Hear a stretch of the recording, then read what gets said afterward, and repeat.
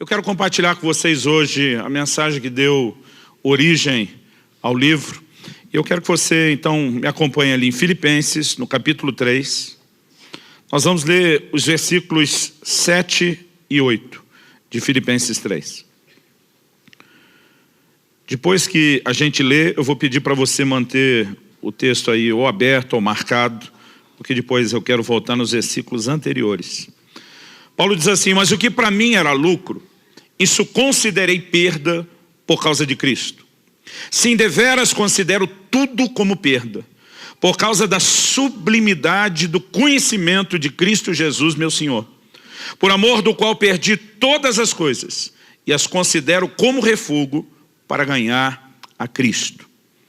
Nesse texto, o apóstolo Paulo faz uma declaração. A declaração, ela precisa ser devidamente entendida. Ele diz: o que para mim era lucro, mudou de classificação, perdeu a posição na lista, passou a ser considerado como perda. Ele diz: e a única razão para esse rebaixamento de categoria, do que antes era importante para algo não importante, do que era lucro para perda, né? A única razão desse rebaixamento na categoria foi por causa da sublimidade do conhecimento de Cristo Jesus, meu Senhor. Ele diz: por amor de quem? Então ele está falando de uma descoberta que gera paixão, que gera atração. Em outras palavras, ele está dizendo: a descoberta de Jesus o colocou numa posição onde passou a ver em mim tamanho amor, tamanha paixão, tamanha fascinação e admiração por ele.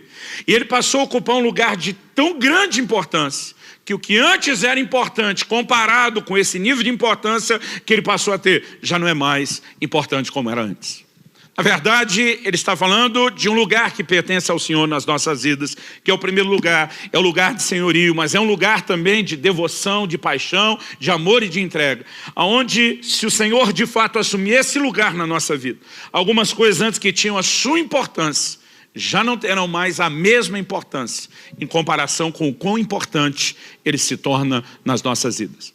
Esse foi o texto que Deus usou há 10 anos atrás, para corrigir algo que tem sido uma chave, uma revolução na minha vida.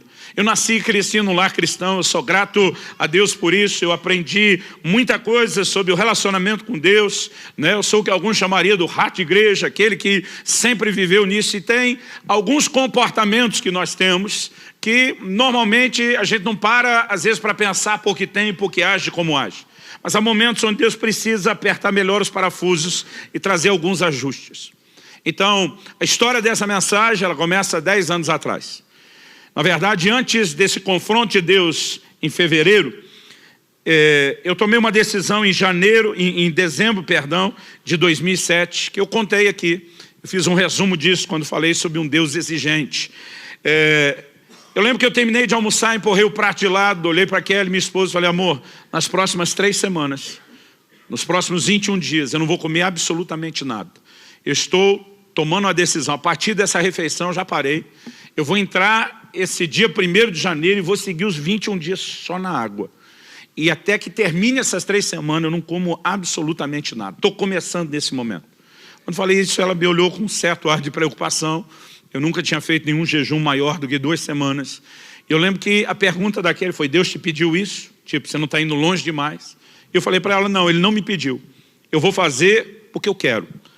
E eu falei para ela: eu quero mais de Deus na minha vida. Eu quero buscar a Deus como eu nunca busquei antes. E eu decidi, antes de virar 2007 para 2008, que 2008 seria o ano da busca, que eu ia buscar Deus como eu nunca tinha feito na minha vida.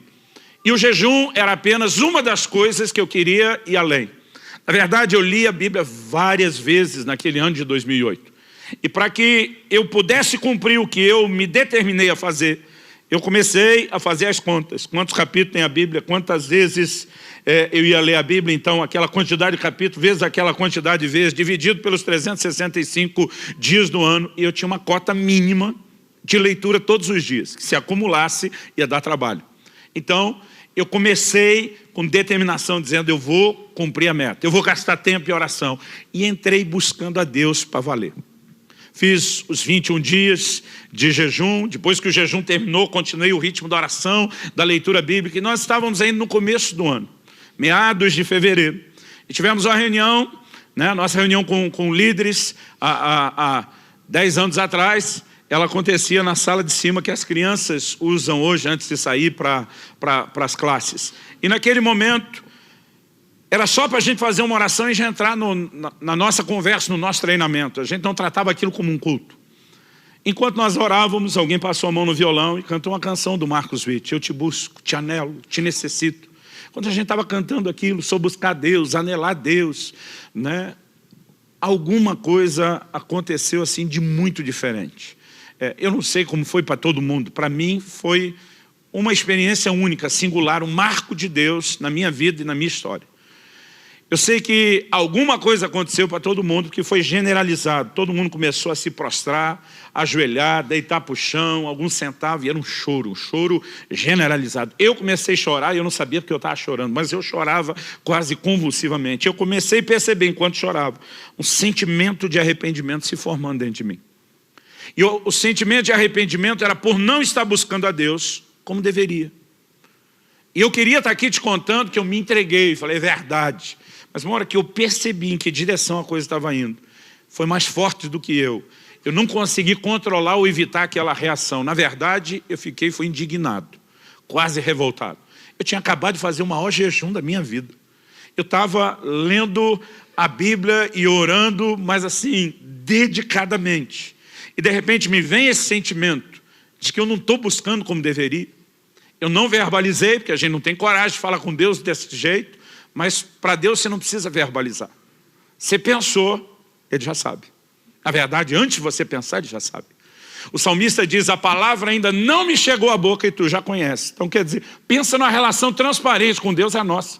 Ele é o Deus onisciente, presciente, não dá para esconder nada. Então mesmo não tendo coragem de verbalizar, eu sabia que Ele estava ouvindo. E aquele sentimento foi, se isso não está bom, quando é que vai estar bom para você? Porque o que eu senti era uma cobrança de que a performance não estava boa o suficiente. E naquele momento o Senhor me respondeu, e essa frase ela virou o tema da mensagem, ela virou o tema do livro. A frase que o Espírito Santo falou ao meu coração naquele momento de choro, de visitação de Deus foi, até que nada mais importe. E diz, quando você chegar a um lugar onde eu sou tão importante na sua vida, a ponto das outras coisas perderem importância, você chegou onde eu queria. O que você está fazendo nesse momento é apenas melhorar a sua performance e não necessariamente aumentar o seu interesse. Você está quebrando os seus recordes, está jejuando mais do que antes, está lendo a Bíblia mais do que antes, está orando mais do que antes. Mas o fato de você incrementar a performance não significa que necessariamente você esteja me buscando como deveria. Pastor, então significa que não adianta a gente orar, jejuar, ler a Bíblia? Não é isso que eu estou falando. O grande dilema que eu quero começar abordando em primeiro lugar é o dilema da performance versus paixão. Porque há uma diferença, querido, entre você melhorar a performance e você ter um coração de fato atraído por ele. Em Marcos 7, nos versículos 6 e 7, Jesus cita o profeta Isaías. Ele diz, foi a respeito de vós, hipócritas, que Isaías profetizou. Agora preste atenção, Isaías profetizou isso cerca de 700 anos antes. Aí Jesus está falando para aquela geração, você acha que Isaías falou só com a turma deles? Vocês estão envolvidos nisso, cambado. Ele estava falando de vocês. Então se a mensagem dele se estendia 700 anos depois, envolvendo mais gente, não pense que eu e você escapamos dela. Porque na verdade Isaías não falou apenas para uma geração.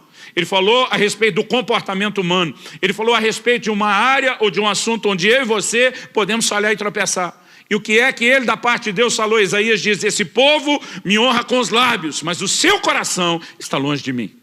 Em outras palavras, está dizendo, a performance do culto e adoração é boa, mas o coração não está te acompanhando. Não existe paixão nesse nível de performance que você está apresentando. Então o Senhor diz, em vão me adoram. Ele diz, adoração perdida. Alta performance, baixa paixão, adoração perdida e comprometida. E de repente o Senhor começou a falar ao meu coração e tudo começou a partir desse texto de Filipenses. Na verdade, pedi para você deixar aberto, volte comigo no versículo 4 de Filipenses 3. A gente leu o 7 e 8, agora vamos ler o 4, 5 e o 6, e aí você vai entender o contexto da declaração de Paulo. Ele diz, bem que eu poderia confiar também na carne. Se qualquer outro pensa que pode confiar na carne, eu ainda mais. Circuncidado ao 8º dia, da linhagem de Israel, da tribo de Benjamim, hebreu de hebreus, quanto à lei fariseu, quanto ao zelo perseguidor da igreja, quanto à justiça que há na lei, irrepreensível. O que Paulo está dizendo? Está dizendo, gente, eu já nasci, vamos falar num linguajar que você entenda, eu já nasci crente. Circuncidado ao 8º dia, apresentado, dedicado a Deus desde a minha infância, oferecido para pertencer ao Senhor, criado nessa estrutura religiosa, mas em outro texto ele diz, me avantajando aos da minha idade. Ele diz, quanto ao zelo, eu fui fariseu. Os fariseus eram parte da seita mais severa dentro do judaísmo. Hoje talvez a maneira de se referir ao que eles eram seria classificá-los como os beatos carola, aqueles que realmente eram empenhados. Ele diz, de acordo com a justiça que há na lei, eu fui irrepreensível. Ele estava dizendo, pensa num cara que andou na linha.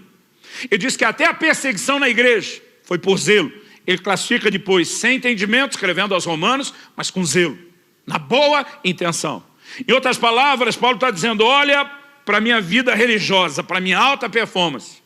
Eu era o cara.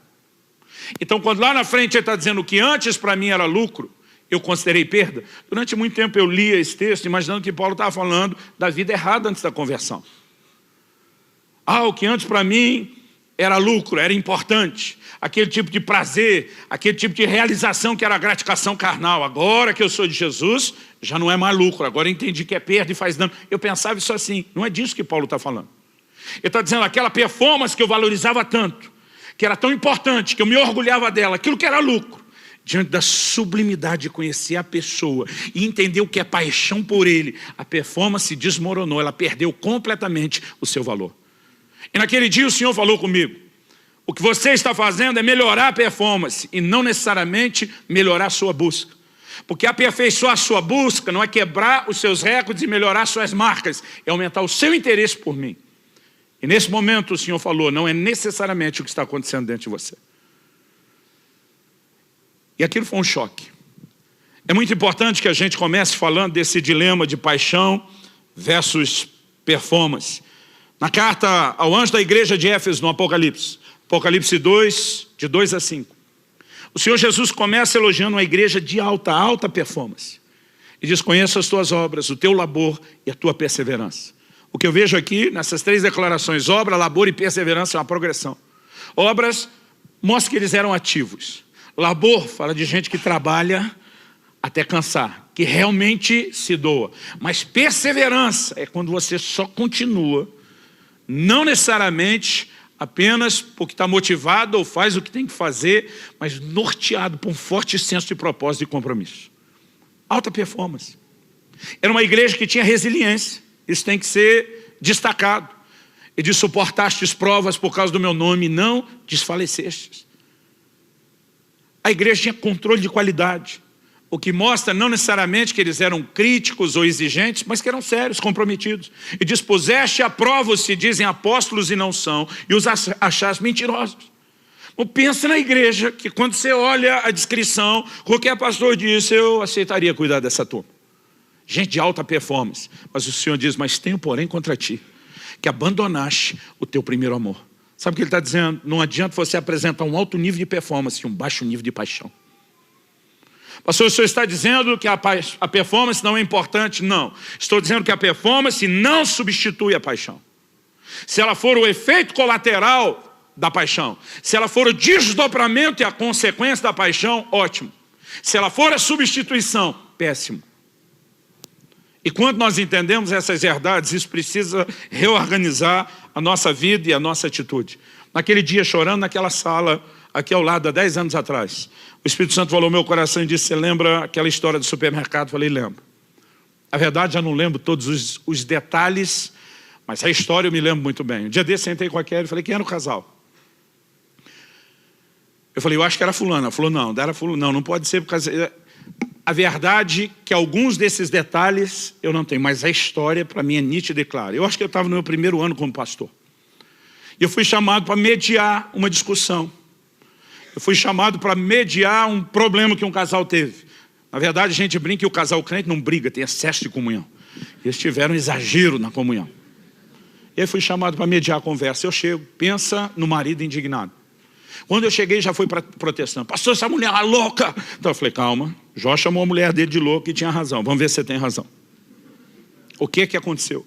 Pastor, eu lembro que na época Eu lembro que era recém-casado, que me parecia muito tempo de casado. Ele estava com cerca de 20 anos. Não sei se era perto de completar ou recém-completado. Vou deixar aqui no cerca, mais ou menos. Eu lembro que falou, nós temos cerca de 20 anos de casado. Essa mulher sempre quis que eu fosse com ela no supermercado. Pastor, eu odeio supermercado. Eu falei, não é só você, o sindicato é grande.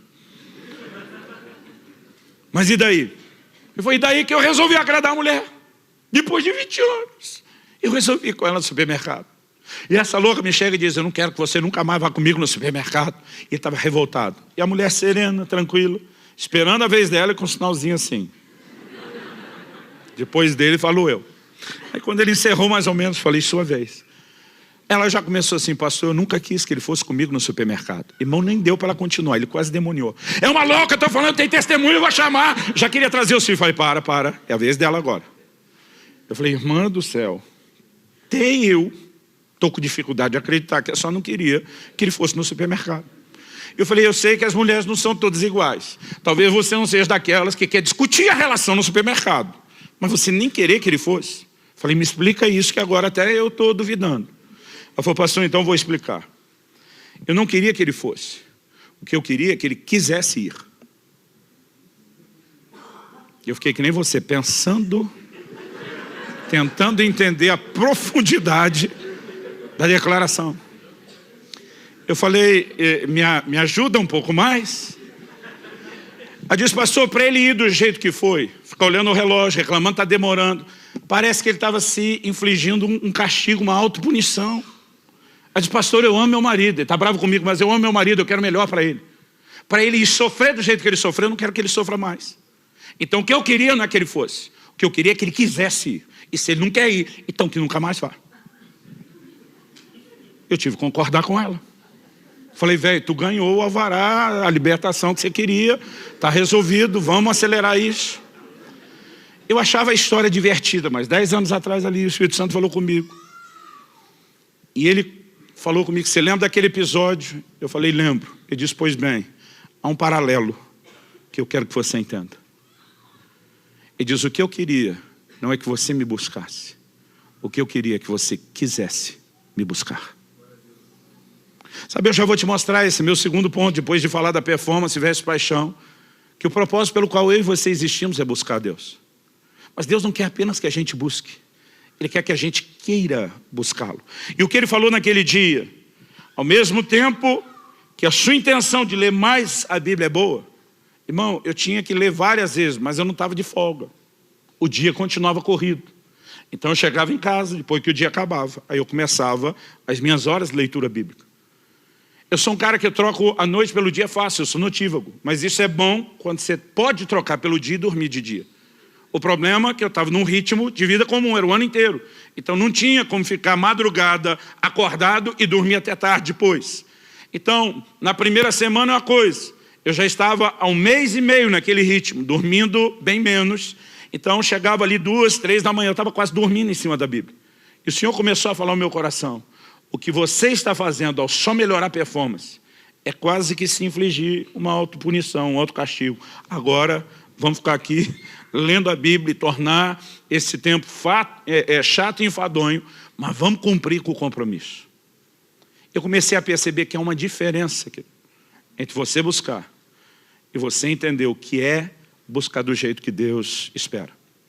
Eu sei que a partir daquele dia tem uma frase do renomado escritor C.S. Lewis, que ela ganhou um significado completamente novo para mim. C.S. Lewis costumava dizer, o cristianismo, se é falso, não tem nenhuma importância. E diz, se é verdadeiro, tem infinita importância. O que ele não pode ser é de moderada importância. E na verdade, eu concordo plenamente com ele. Irmão, se Deus é tudo que a Bíblia diz que é, se o nosso relacionamento com ele pode ser tudo o que a gente entende na palavra que é. Deus não nos chamou apenas para viver uma vida religiosa. O Salmo 25, 14 diz, a intimidade do Senhor é para aqueles que o temem, aos quais Ele dará a conhecer a sua aliança. Desde o Éden, eu brinco que Deus não respeitou nem a lua de mel do casal. Ele queria estar todo dia junto, tinha uma visita diária. Ele está dizendo, eu quero ter comunhão com vocês, criaturas. Eu quero me relacionar com vocês. Esse tem sido o anseio de Deus ao longo da existência da humanidade, desde o começo. É o propósito de Deus. Deus não queria apenas que eu e você abraçássemos o livrinho das regras e disséssemos, vamos andar direitinho, fazer tudo direitinho, fazer porque tem que ser feito. Na verdade, o que Deus espera é que a gente dê o devido lugar a Ele. Então vamos lá, gente, se isso tudo é verdade, então tem infinita importância. Se não é, e a conversa mole, não merece importância nenhuma. Mas a maioria de nós acaba vivendo a vida cristã, dando a Deus e às coisas de Deus um moderado grau de importância. Não quer dizer que não tem. Você está aqui, domingo após domingo, está tentando viver a vida cristã, mas muitas vezes Jesus não está nesse lugar, onde Ele é mas tão importante, que o resto perde a importância diante do lugar que Ele ocupa. E eu comecei a perceber uma outra coisa. Naquele dia, tem alguns versículos da Bíblia que você lê, relê, e às vezes parece que você não enxerga. Naquele dia o Senhor me guiou a Atos 17, eu quero que você abra lá comigo. O Senhor me guiou a Atos capítulo 17. Eu quero que você leia comigo os versículos 26 e 27. Enquanto você vai localizando o texto, eu quero te dar aqui o pano de fundo, o contexto. Paulo está pregando em Atenas, na Grécia. Agora, o contexto não é só onde aconteceu. A gente tem que pensar no pano de fundo histórico. Nos dias de Paulo, que tinha cidadania romana, apesar de ser judeu, também tinha cidadania romana, quem dominava o mundo dos seus dias era o Império Romano. No entanto, antes de Roma, o império que dominou o mundo antes de Roma foi a Grécia de Alexandre o Grande. Alexandre não manifestou só o poderio militar e econômico, mas ele tinha uma visão de expansão da cultura. A helenização, nós vamos espalhar a língua, nós vamos espalhar a cultura, os nossos valores. Então, o Novo Testamento foi escrito e produzido na época do Império Romano, mas foi escrito em grego. Porque a influência era a língua universal daqueles dias. Alguém esses dias falou, pastor, é tipo o inglês daqueles dias. Eu falei, mais ou menos isso. Agora, o que eles espalharam não foi só a língua, foi uma cultura.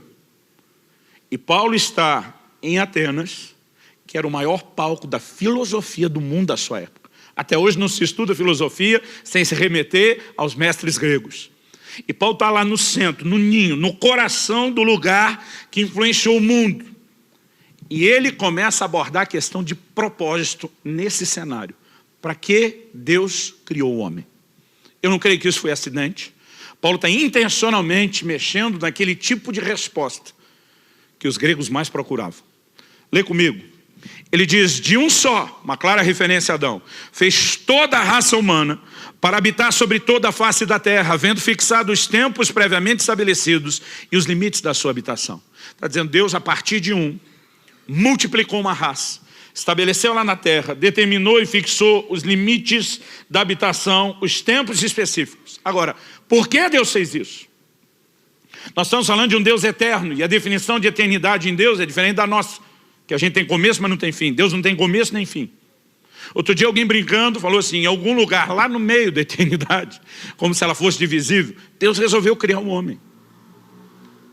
Com que propósito?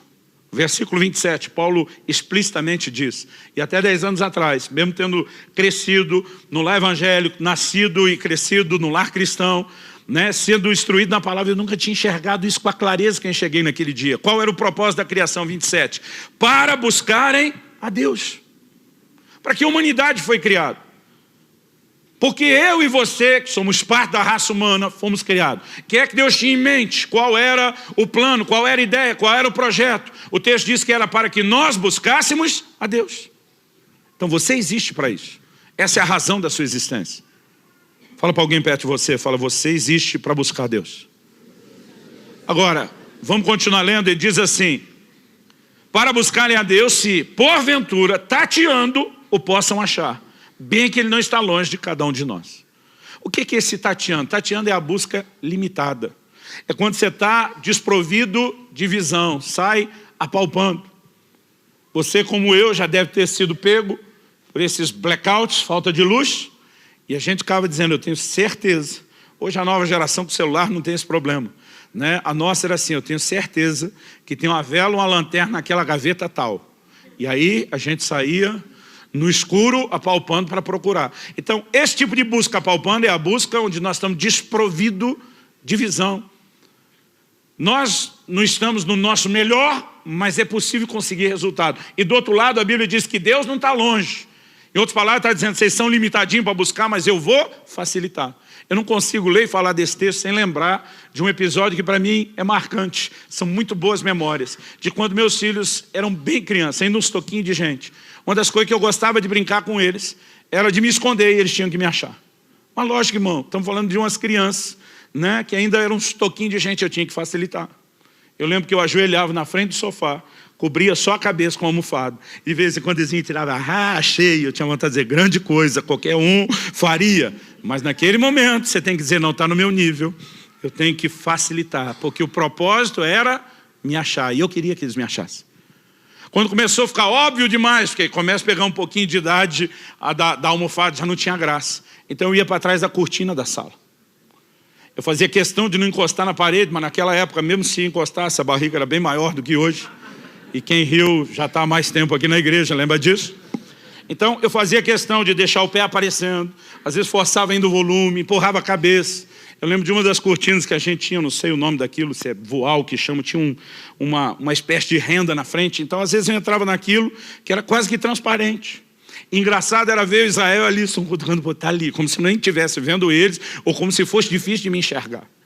Eu fico imaginando Deus fazendo com a gente algo parecido.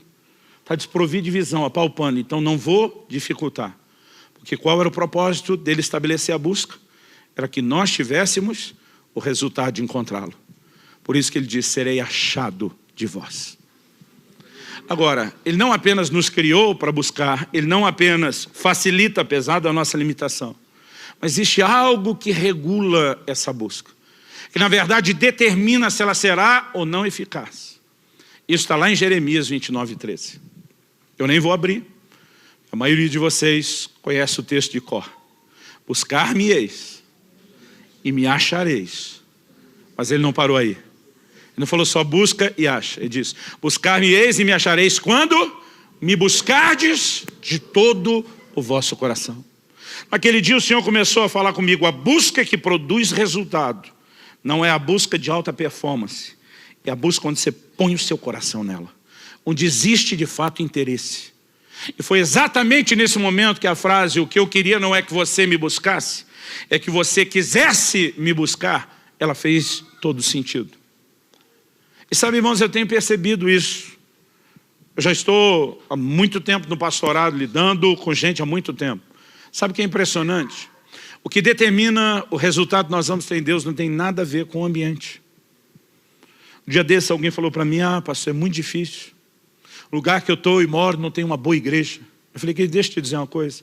O Salmo 84 fala de alguém que cultiva um relacionamento com Deus e que passando pelo vale árido faz dele um lugar de fontes. Você não tem que estar num lugar de fonte. Você carrega fonte. Se você tiver o relacionamento correto, não tem nada a ver com o lugar onde você está. Sabe, eu percebo às vezes no mesmo culto. Teoricamente, o mesmo culto deveria produzir o mesmo impacto para todo mundo, mas não é assim. Eu lembro de uma reunião específica. Terminou, veio um irmão. Ele estava todo emocionado, pastor. Que isso? Que isso, velho? Deus não é gente. Isso é coisa que os nordestinos entendem demais. Ela fala, Deus não é gente. Que coisa louca foi essa? Que glória, que visitação. O cara todo tocado. Para ele tinha sido culto a vida dele. Logo depois eu falei com o outro. Ô pastor, o negócio estava truncadinho hoje, né? Louvorzinho meia boca, uma palavra comprida. Outro dia um irmão falou para mim, pastor, seu sermão é como uma espada. Eu falei, entrou firme, ele falou, não, comprido e chato.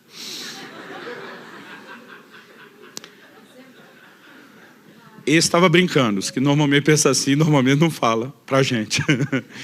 Aí, essa pessoa está dizendo, o cultinho truncar. Eu estou pensando, os dois estavam na mesma reunião, porque não é possível. Esse aqui dizendo, Deus não é gente, dizendo que foi a glória. E esse outro dizendo que a coisa foi ruim. Irmão, deixa eu te dizer, nem sempre é a reunião. Na maior parte das vezes é você. É o seu coração. E nós precisamos entrar nesse lugar onde o nosso coração começa a ser tão atraído, tão cativado pelo Senhor, que isso não apenas vai fazer as outras coisas perder importância e garantir que Ele tem um lugar de preeminência, de primazia na nossa vida. Alguém me perguntou esse dia, pastor, esse livro é a respeito de amor por Jesus? Eu falei, não, esse livro é a respeito de tudo na vida cristã. Quando perguntaram a Jesus qual é o maior mandamento, ele diz, amarás ao Senhor teu Deus de todo o coração, com toda a alma, com todo o entendimento, com todas as tuas forças. O que é que Jesus estava dizendo? Que isso é o que de mais importante tem, você não vai achar nada na Bíblia que concorra com isso. Por que que é o mandamento mais importante? Porque ele gera alinhamento em todas as áreas. Que se você, e o maior mandamento não é só amar a Deus, é amar a Deus com tudo que é em você. Você tem que pôr tudo de você nisso. Quem ama o Senhor de todo o coração, anda em obediência. Jesus diz, aquele que tem os meus mandamentos e os guarda, esse é o que me ama. Porque é impossível você colocar Deus nesse lugar da maior importância e cuspir na cara dele, pecando deliberadamente todo dia. Ou ele está nesse lugar, isso vai te afastar do pecado, ou você está envolvido com outras coisas e não deu a ele a devida importância. Paulo diz que o amor é o cumprimento da lei. Quando nós entramos nesse lugar, isso não só define a posição que o Senhor tem na nossa vida, não só define as respostas que nós devemos dar, gera um efeito em cadeia em todas as áreas da nossa vida. E nós precisamos entender por que o assunto é tão sério. Nós não estamos falando mera e simplesmente de paixão. É muito mais do que isso. Se envolve o lugar de senhorio, envolve o lugar de primazia dele, envolve as escolhas que eu e você teremos que fazer. Eu gosto de uma frase de Wesley. Ele diz que não se admita no coração outro desejo ou propósito, cujo objeto supremo não seja ele. Toda vez na história que você acha os santos homens e mulheres de Deus que chacoalharam a geração, você vai perceber coisas em comum. E uma delas é o nível de inclinação, de predisposição que eles tinham no coração, entendendo a razão pela qual haviam sido criados e por que existiam. Irmão, você já parou para pensar por que é que Deus te deu o direito de escolha? Por que é que Ele deu o livre-arbítrio? Outro dia alguém falou, pastor, mas Deus dá ao homem a opção de pecar. O senhor acha mesmo que foi uma boa ideia? Deus dá ao homem a opção de não escolhê-lo. Falei, eu não olharia por esse lado. Deus nos deu a opção de escolhê-lo. E não a opção de não escolhê-lo. O que Ele queria é que nós usássemos a escolha. E por decisão fôssemos ao encontro dEle. Agora, que sentido faz? Deus, em vez de programar eu e você para ser um robô automatizado que faça a vontade dele, Ele nos dá o direito de escolher, porque Ele quer que a gente escolha correto. E daqui a pouco eu e você estamos vivendo a vida cristã debaixo de um peso, de um fardo, da obrigação de fazer algo que o nosso coração não está tão alinhado. Se nós não corrigirmos isso, que nós já perdemos a essência de tudo. E se você entende que o propósito pelo qual o homem existe é a busca, e que a busca que Deus espera é essa onde põe todo o coração, então você vai descobrir que um dos seus grandes inimigos que atrapalham o propósito pelo qual você existe, uma das grandes armadilhas da sua vida não é só o pecado. Durante muito tempo eu tinha claro e definido, meu maior inimigo é o pecado. Alguém me perguntou, pastor, não é o diabo? Eu falei, não, é o pecado. Porque se eu não pecar, o diabo não pode fazer nada comigo. A Bíblia diz que aquele que está em mim é maior do que aquele que está no mundo. Só que a Bíblia diz para não dar lugar ao diabo. Isso acontece quando eu e você pecamos e quebramos princípios. Então eu falei, o que eu preciso é me vigiar. O que eu preciso é me guardar. Eu tenho que me manter longe do pecado. E durante muito tempo na minha vida cristã eu pensava, esse é o problema. Mas há 10 anos atrás, naquela salinha, o Espírito Santo falou comigo, você não está errado quando reconhece que o pecado é um inimigo. Você está errado quando acredita que ele é seu único inimigo. O Senhor diz, um inimigo que vocês não reconhecem como inimigo, porque ele não tem cara de inimigo. E vocês não conseguem ver o dano porque não entenderam nem o propósito pelo qual existem. São as distrações. Eu quero falar um pouco a respeito disso. Porque talvez o que nos impeça de entrar nesse lugar de busca, onde nada mais importa, não é que Deus não tenha a sua importância, é que nós deixamos que outras coisas sejam quase tão importantes quanto Ele. E se nós não chegarmos nesse lugar onde nada mais importa, Paulo diz, em nada tenho a minha vida como preciosa. Ele está dizendo, eu estou me lixando do que vai acontecer. O que tem valor é agradar o meu Senhor Jesus. O resto não importa. Há um lugar, querido, onde nós estamos tão alinhados com o coração de Deus, que a nossa vida reflete e transborda isso o tempo todo. Agora, quando não estamos, nós podemos estar nos enganando. Em Êxodo, no capítulo 5, dos versículos 7 a 9, nós vemos que quando Moisés é enviado por Deus para falar a Faraó, para libertar o povo, a palavra que Moisés traz a Faraó é, deixa meu povo ir para que me adore. O propósito da redenção, o propósito da libertação, era um só, adoração. Deus não queria apenas tirar a nação de Israel do Egito para dizer, eu não estou aguentando ver vocês sofrendo, quero melhorar a vida de vocês. Quero que vocês mandem no nariz de vocês, tenham liberdade. Deus não queria tirá-los de lá apenas para melhorar a vida terrena. Ele está dizendo, eu quero tirar vocês desse lugar e conectá-los comigo. Eu quero que vocês entrem no lugar da adoração. Eu quero que vocês entrem no lugar da intimidade. Agora, vamos pensar, porque há um paralelo por trás disso. No momento que Moisés fala isso para o faraó responde, esse povo deve estar muito ocioso para estar pensando em adoração. E diz, vamos encher o povo de trabalho, para que eles não tenham tempo de pensar em adoração. Qual era a proposta? Vamos distraí-los. Vamos roubar o foco deles. Agora a pergunta é, isso foi só a ideia de um déspota daquela época? Na simbologia bíblica, Faraó, ele tipifica Satanás. Aliás, o paralelo é enorme. Eles, como nação, Israel estava debaixo do senhorio de Faraó? Sim. Estavam debaixo de escravidão de um tirano? Sim. Essa é a nossa história. Colossenses 1,3 diz que Deus nos arrancou do império das trevas. A gente também estava. Quando foi que eles saíram? Na noite em que o cordeiro de Páscoa foi imolado. O sangue foi derramado. Quando foi que eu e você saímos debaixo do tirano que nos oprimia? Quando o Senhor Jesus morreu por nós. E Paulo escreve aos Coríntios e chama Jesus de o nosso cordeiro pascal. Agora, não era só a morte do cordeiro. Eles tinham que pegar do sangue do cordeiro, colocar nos umbrais das portas. Assim como também o que muda a nossa história e gera a nossa libertação, não é mero e simplesmente o fato de que Jesus morreu. É quando nós nos apropriamos do seu sangue, da sua obra, e trazemos isso para a nossa vida. O paralelo está definido. Quando eles saem do Egito, a nação de Israel é levada, conduzida por Moisés até o Sinai. No Sinai, Deus faz algumas declarações sobre quem eles são. Essas mesmas declarações são repetidas sobre nós, a igreja do Novo Testamento. Em 1 de Pedro 2,9, ele cita as mesmas palavras de Êxodo 19, 5 e 6. E diz, vós sois a nação santa, a geração eleita, o sacerdócio real, o povo de propriedade exclusiva de Deus. Eles estavam sendo libertos daquela escravidão para adorar o Senhor. E a gente? Zacarias, pai de João Batista, cheio do Espírito Santo, profetiza. Em Lucas 1, lá no final daquele capítulo comprido de Lucas 1, e diz assim, para que libertos das mãos dos nossos inimigos, o adorássemos em santidade e justiça todos os nossos dias. O paralelo se cumpre de ponta a ponta. Então a questão é, era só a ideia brilhante do faraó de distraí-los? Ou isso na simbologia bíblica representa uma armadilha que o mesmo Satanás que quer nos enredar no pecado, que é chamado de tentador, tem para nos parar em relação ao propósito? Agora, sabe o que é interessante? Nós somos a geração que mais viveu conforto, tecnologia, avanço, descoberta na história da humanidade. Nunca antes se desfrutou tudo que a gente tem. Locomoção depressa. Eu falei aqui esses dias, Paulo faz uma viagem de Jope, Pedro faz uma viagem de Jope a Cesareia Marítima, 2 dias caminhando, irmão, 30 quilômetros por dia. Eu fiz o mesmo trecho de carro em 40 e poucos minutos. Eu brinco que se Paulo olhasse isso lá do céu, ia falar para Deus, é injusto. Irmão, só naquele trechinho que eu fiz em 40 minutos, eu salvei 2 dias da minha vida. Era 2 dias de tempo livre comparado à vida de Pedro que eu poderia ter. Mas não importa o quão rápido as coisas ficam, a gente arruma mais coisas para fazer. Eu lembro do início do meu ministério, de eu fazendo visitas nas casas. E eu peguei o fim de uma era, de uma outra geração, que era a geração dos meus pais. E eu lembro que por mais de uma vez cheguei numa casa para comer. E a família que me convidou, ela fez um macarrão caseiro, desde a massa.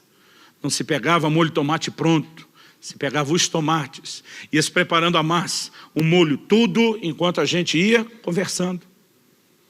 Eu já sou de uma geração que na verdade comprava o macarrão um pouquinho mais adiantado no supermercado, pelo menos já pronto. Mas a nova geração, ela é impaciente. Que os 3 minutos de miojo demora muito ainda para eles. E quanto mais se facilita, mais coisa a gente arruma para fazer. Irmão, eu lembro da época em que a gente tinha que programar para ter tempo num fim de semana e conseguir assistir um filme, porque era 2 horas, era muito tempo num dia. A nova geração toma um porre de série, um episódio atrás do outro sem parar. E quanto mais tempo a gente ganha em algumas coisas, mais a gente perde em outras. Porque, na verdade, a gente toda hora se deixa distrair. Alguém disse, um certo pregador disse, que uma das coisas boas das redes sociais. Na época, o Instagram não estava em alta como agora, e ele falou do Facebook e do Twitter. Aí ele diz o seguinte, uma das coisas boas é que quando nós chegarmos diante de Deus para prestar conta, não vai colar desculpa, eu não tinha tempo para orar. Porque o Senhor vai puxar o registro e dizer, e essas horas que você gastava todos os dias nas redes sociais? A maioria de nós não enxerga, mas há muitas distrações. Em Lucas 14, Jesus estava comendo, a partir do versículo 15 até o 20, nós temos esse relato. Jesus está comendo e alguém solta um comentário, bem-aventurado quem comer contigo no reino. Jesus aproveita o contexto, tanto da comida como do comentário do camarada, e fala de uma parábola, de uma ceia, um banquete que foi preparado. Banquete na Bíblia, querido, é mais do que comer para repor as forças no dia a dia. Fala quando se senta para celebrar algo, do tempo de comunhão, é a valorização, tem convidados. E ele preparou o banquete e convidou. E não é um convite assim, dizendo, gente, daqui um mês vai rolar, põe aí na agenda. É mais ou menos o seguinte, estou te chamando, nós vamos ter um grande banquete, vai ser tudo preparado. E naquela época, vai ser tudo preparado, se preparava mesmo do começo ao fim. Quando estiver pronto, nós vamos chamar vocês. Nós não estamos falando de dias, nós estamos falando de uma expectativa de algo que vai acontecer no mesmo dia. E quando o banquete estava pronto e mandou a notícia para os convidados, eles começam a dar desculpas. Jesus relaciona 3 desculpas. O primeiro diz, comprei um campo, não posso ir. O segundo diz, comprei 5 juntas de bois e tenho que experimentá-las, não posso ir.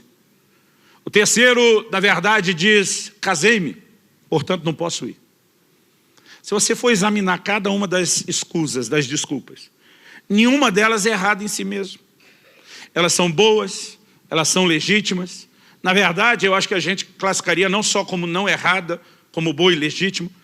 Talvez, para cada uma delas, a gente poderia dizer resposta de oração, bênção de Deus, cumprimento de promessa. Nunca vi alguém tratar a aquisição de uma propriedade como problema. Pastor, ora comigo, a coisa está feia, comprei uma casa própria. Hã? Ninguém vai tratar isso como problema, irmão. O cara chega, glória a Deus, pastor. Deus ouviu minhas orações. Bênção de Deus. Cumprimento de promessa. Além de não ser errado e ser algo bom e legítimo, a maioria de nós ainda vai olhar, bênção do Senhor. O segundo diz, comprei 5 juntas de bois. A gente às vezes não mensura isso, porque o contexto cultural é diferente.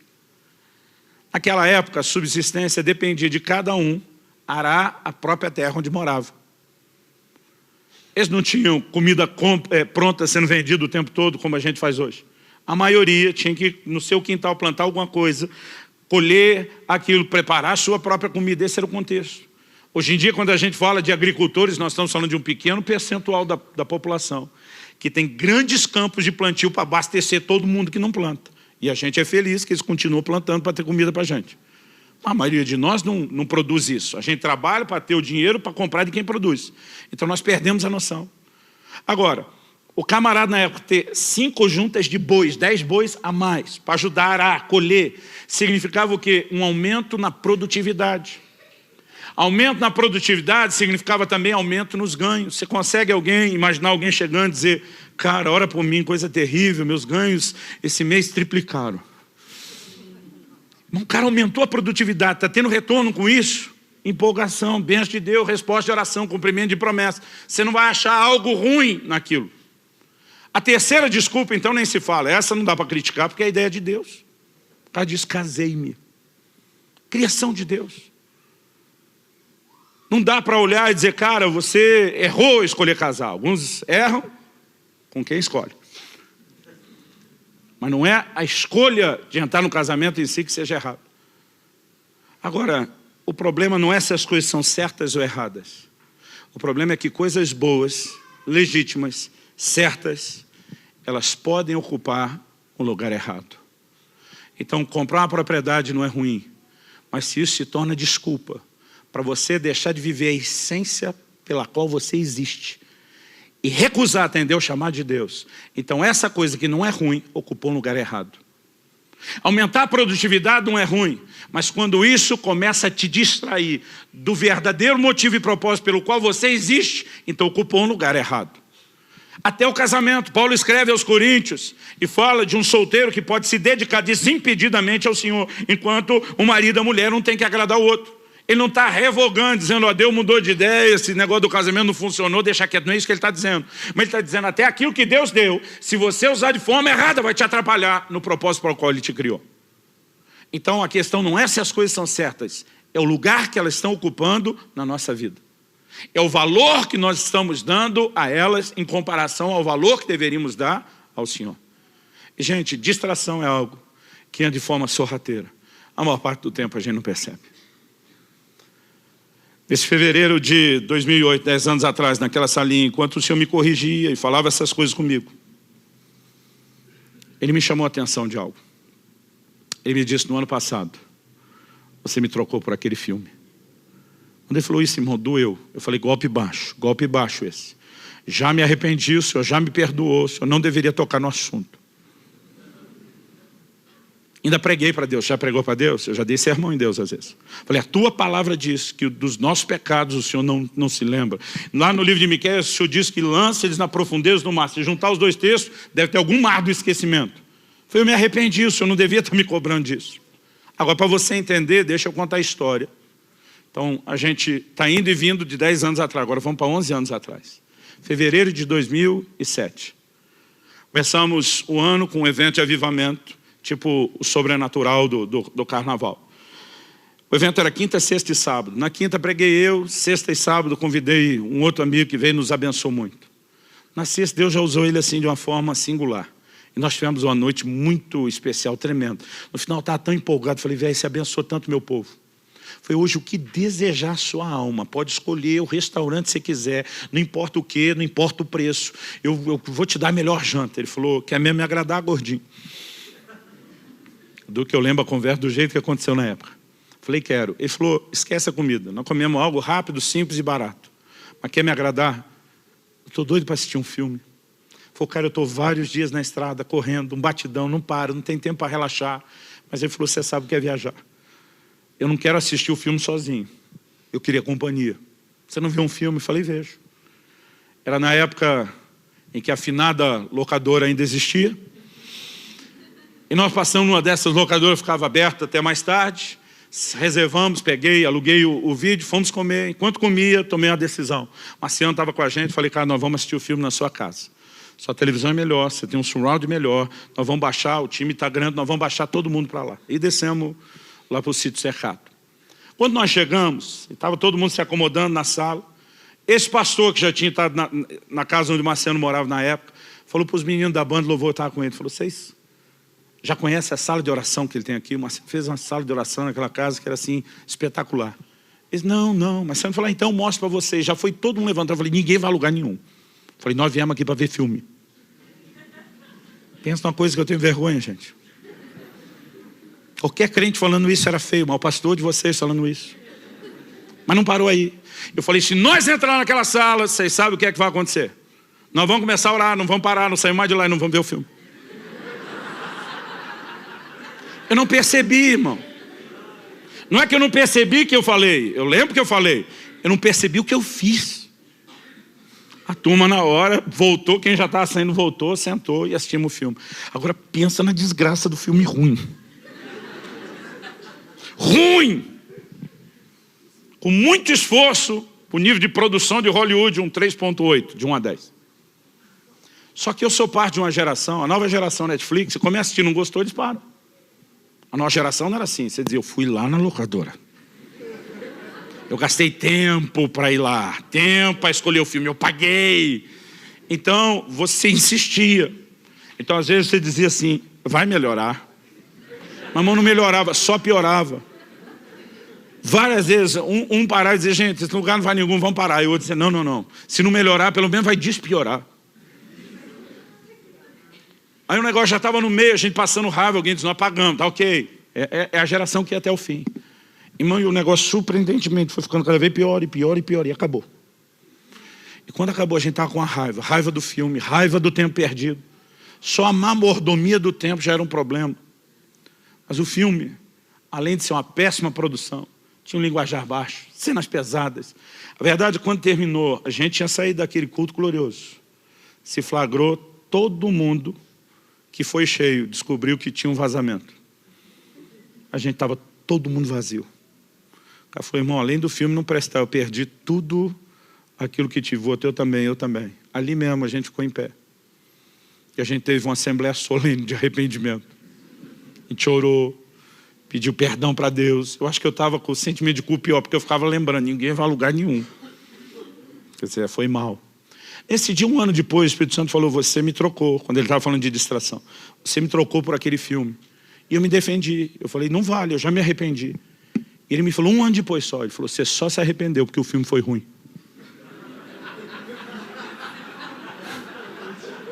Se fosse bom, você nem tinha percebido. E diz, na verdade, não foi a única vez que você me trocou. A questão é que nas outras você nem percebeu que fez a troca. Irmão, não estou falando contra entretenimento. Não estou dizendo que você não possa ver filme ou seriado. Embora acredito que a nova geração teve muita dificuldade de entender declarações de homens de Deus como Leonardo Ravenhill. E dizia que o entretenimento é o substituto diabólico da verdadeira alegria. Muitas vezes eu e você estamos tentando preencher alguma coisa que não será preenchida no entretenimento. E repito, não estou falando contra ele. Mas nós somos parte de uma geração, que é a geração do entretenimento, que não desliga. O nosso problema, querido, não é que as igrejas não estão cheias. Na verdade, as igrejas no Brasil nunca antes estiveram tão cheias. E como um amigo meu disse que o Senhor falou com ele, nunca antes as igrejas estiveram tão cheias de tanta gente vazia. Algo precisa mudar e eu e você precisamos acordar. Eu não vim aqui te apontar o dedo, eu não vim jogar pedra em você. O que mais me constrangeu naquele dia é eu reagindo diante de Deus há 10 anos atrás, dizendo, se não está bom, quando é que vai estar bom para você? E o Espírito Santo falando comigo, eu não quero colocar pressão sobre você. Eu quero que você entenda o quanto eu te amo, o quanto eu quero a comunhão com você. Se você der mais de você a mim, significa que você também terá mais de mim. Se Deus permitir, o mês que vem eu quero falar dessa reciprocidade aqui. E a forma tão amorosa como Deus falou me constrangeu. Como diz alguém, me quebrou as pernas. Aquele dia eu tive um vislumbre, uma pequena revelação do amor e do interesse de Deus no nosso relacionamento. E de vez em quando eu lembro do que aconteceu naquela sala, isso ainda mexe comigo 10 anos depois. Eu não vim aqui tentar te oprimir da mesma forma como eu senti aquele dia que não era isso que o Senhor queria. Eu quero te ajudar a entender uma coisa e nós vamos terminar com o último texto na Bíblia. Vamos comigo para Lucas capítulo 10. Versículos 38 ao 42.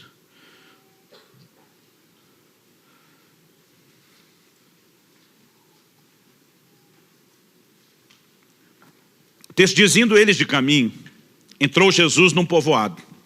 E certa mulher chamada Marta hospedou na sua casa. Tinha ela uma irmã chamada Maria, e essa quedava-se assentada aos pés do Senhor, a ouvir-lhe os ensinamentos. Marta agitava-se de um lado para o outro. Sua versão diz agitava, a NVI diz estava ocupado com muito serviço. Essa palavra traduzida na versão atualizada de Almeida como agitava, ou na NVI como muito ocupado.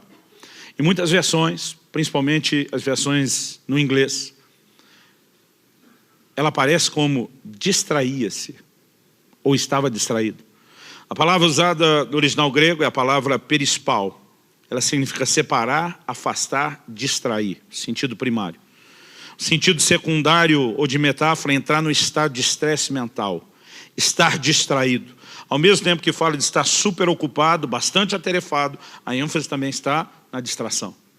Fala não só de alguém que está ocupado com algo, mas está ocupado com algo a ponto de não poder se ocupar com a outra coisa. Então o texto diz, Marta distraía-se de um lado para o outro, ocupada em muito serviço. Então se aproximou de Jesus e disse, Senhor, não te importas que minha irmã tenha deixado que eu fique a servir sozinha? Ordena-lhe, pois, que venha ajudar-me. Qual a indignação de Marta? E a gente costuma jogar pedra em Marta, mas irmão, eu entendo Marta. Se você recebesse Jesus, Jesus encarnado, carne e osso, na sua casa, você oferecer qualquer coisa para ele? Eu fico imaginando a preocupação de receber bem o Senhor. Quando Kelly e eu éramos ainda recém-casados, o desafio dela era enorme. Ela estava terminando a faculdade, ela estudava de manhã, trabalhava à tarde para me ajudar a manter a casa e me acompanhava nas coisas do ministério à noite. Eu falei, amor, não é justo você desdobrar dessa forma. Para me ajudar, eu tenho que te ajudar também. Então, assumi com ela o desafio de ajudá-la em tarefas de casa. Só fiz um acordo pré-nupcial, nunca vou passar roupa. E quebrei o pacto, irmão. Devo ter passado 10 ou 12 camisas em 20 anos. Situações de emergência. Mas eu quero te ajudar.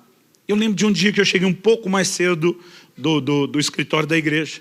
E pensei, vou adiantar as coisas do almoço. Eu estava pensando, ela ligou em casa. A gente não tinha celular.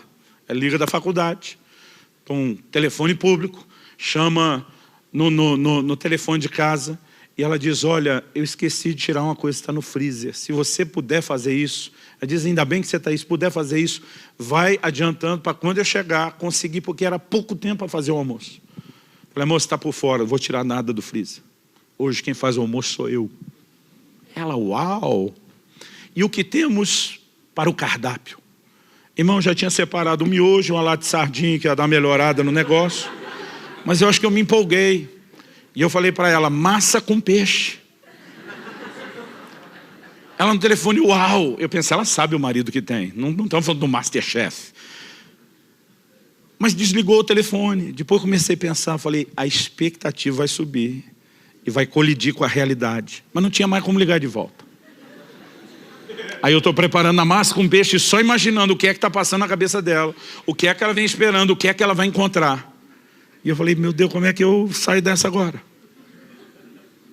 E aí, para tentar aplacar o impacto da chegada, peguei lembro até hoje, umas fatiazinhas de mussarela, cobri o macarrão que eu tinha feito, dei uma aquecidinha para dar aquela amolecida. Peguei um ketchup, desenhei um coraçãozinho bem bonito. Aí quando ela entrou, ela olhou, que lindo, mas dava para ver a decepção, João.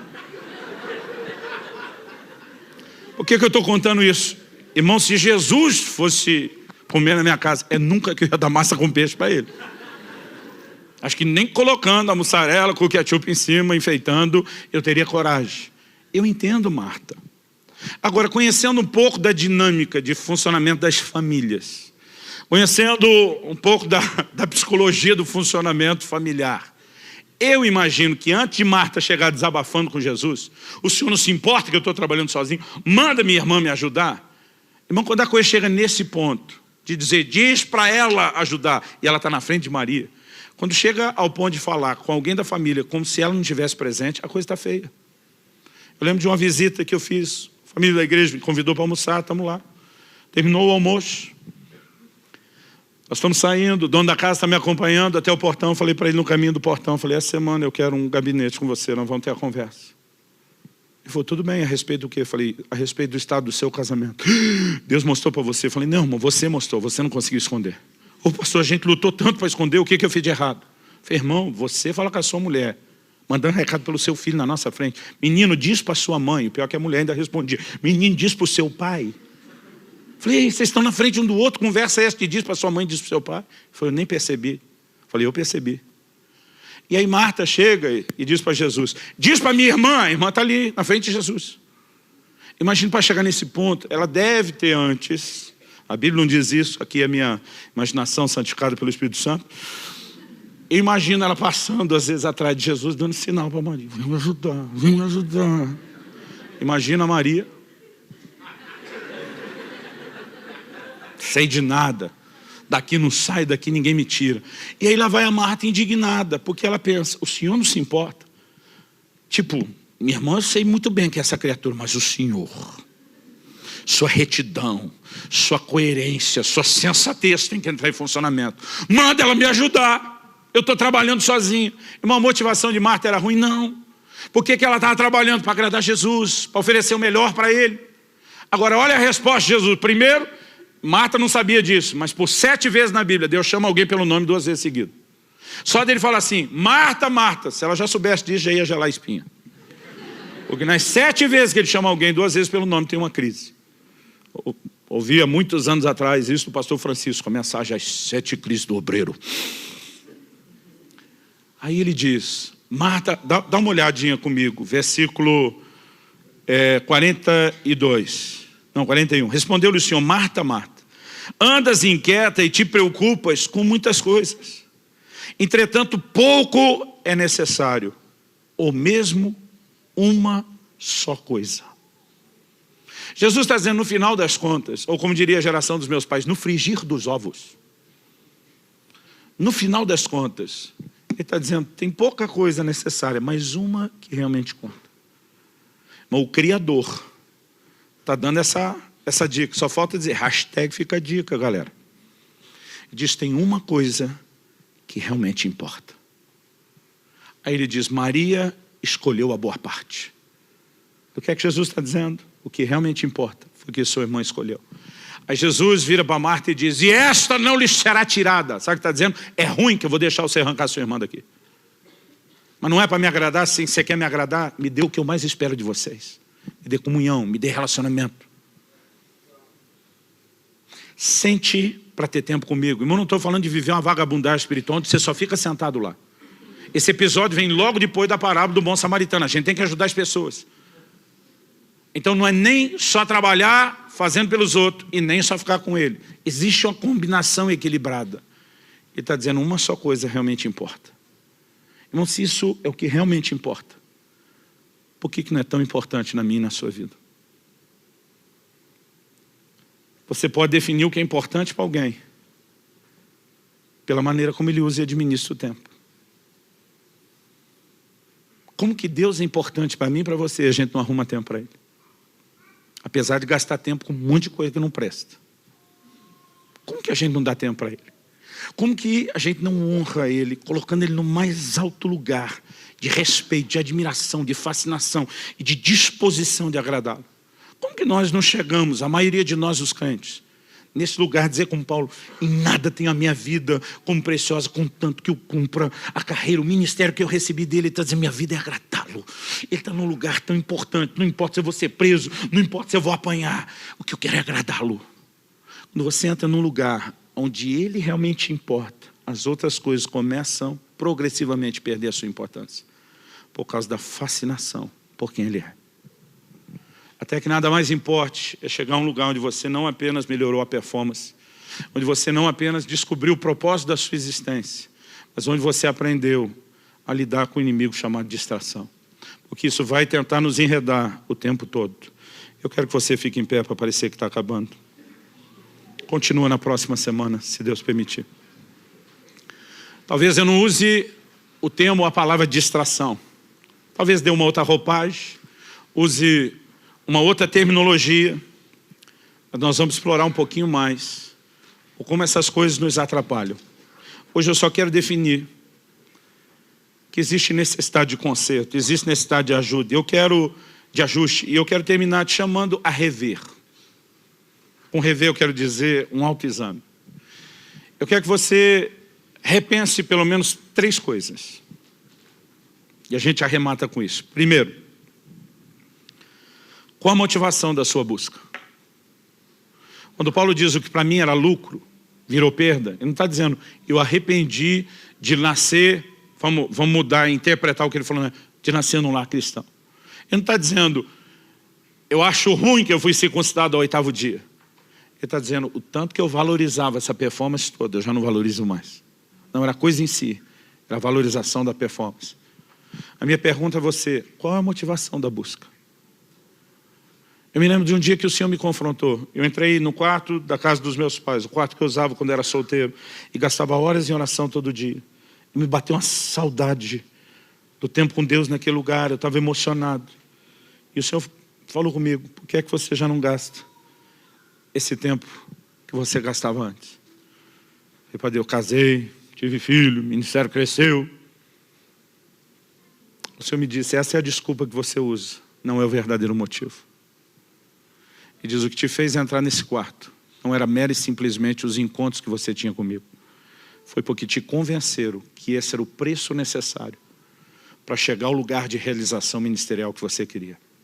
Você queria o sobrenatural, você queria os dons, você queria as manifestações, você se enterrou aí horas todos os dias. Mas quando você alcançou aquilo que você realmente estava buscando, o quarto já não era mais tão necessário ou tão atraente. Porque você não estava apenas me buscando, você estava buscando aquilo que eu queria fazer, ou que você queria que eu fizesse. Muitas vezes a minha e a sua motivação até na busca já está descompensada.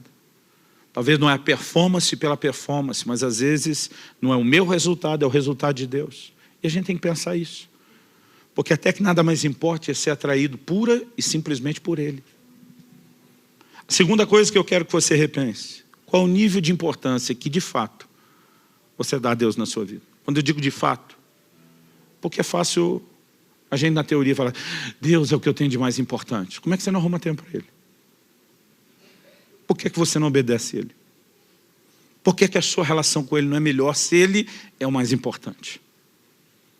Então, de fato, qual o lugar que hoje Ele ocupa? A gente tem que repensar nisso. Terceira e última coisa. O quanto você tem se deixado enredar pelas distrações. Repito, não estou dizendo que você não tenha direito de entretenimento. Mas a questão é, no dia a dia, o que nos enreda a ponto de aquele que é mais importante ser só quase tão importante quanto as outras coisas e não ter tanta distinção. Não é o tipo de coisa que eu espero que termine aqui agora. Nós vamos orar. Eu creio que Deus quer fazer algo no meu e no seu coração. Mas eu espero que não termine aqui agora. Eu espero que você não apenas adquira o livro. Eu espero que você estude, leia, medite, rumine, avalie. Questione na sua vida como estão essas coisas. Eu gostaria que o nosso tempo de oração agora fosse, antes de mais nada, você não apenas se examinando, mas se permitindo também ter o exame do alto. Além do autoexame, tem o exame do alto. No Salmo 139, 23, 24, o salmista diz: sonda-me, ó Deus, e conhece o meu coração. Tem coisas que a gente não enxerga até que Deus mostre. Mas para que Deus mostre, a gente tem que se expor. A gente tem que se fazer vulnerável a Ele e a ação dEle. Então coloca a sua vida diante de Deus. Eu quero que você ore por alguns instantes. Talvez você precise se arrepender de determinadas distrações. Talvez você precise se arrepender porque ele ainda não é tão importante quanto deveria ser na sua vida. Mas o mais importante é que você entenda que não está colocando sobre você um peso de culpa ou condenação.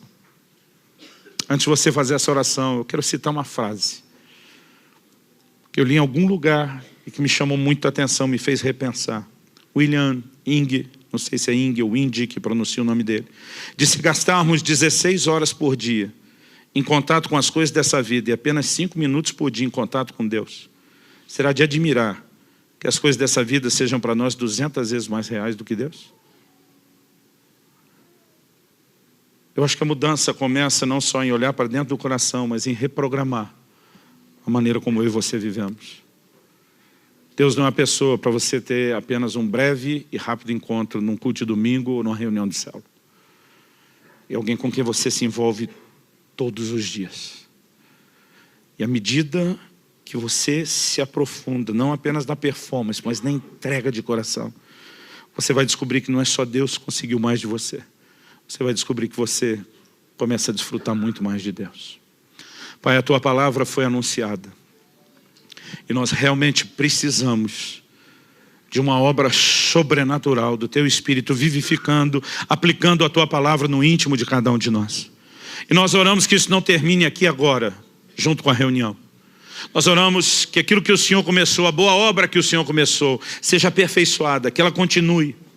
Que o Senhor encontre em nós espaço e resposta, para que haja alinhamento, para que haja ajuste, para que haja conserto. Mas o mais importante, Senhor, que não haja apenas uma tentativa e um mero esforço de Te colocar nesse lugar. Que os nossos olhos se abram a ponto de entrar nesse lugar de descoberta, de fascinação. E que a sublimidade do conhecimento do Senhor Jesus realmente o coloque no lugar de maior importância, a ponto de mais nada ser tão importante. Nós queremos nos arrepender diante de Ti, Senhor. Porque muitas vezes até dizemos que estamos Te amando, mas não fazemos de todo o coração. Muitas vezes estamos Te buscando, mas não de todo o coração. Muitas vezes Te honramos com os lábios, mas o coração ainda está longe. E nós não queremos apenas ser uma igreja de alta performance e baixa paixão. Nós não queremos apenas ser religiosos que não conectam de verdade contigo.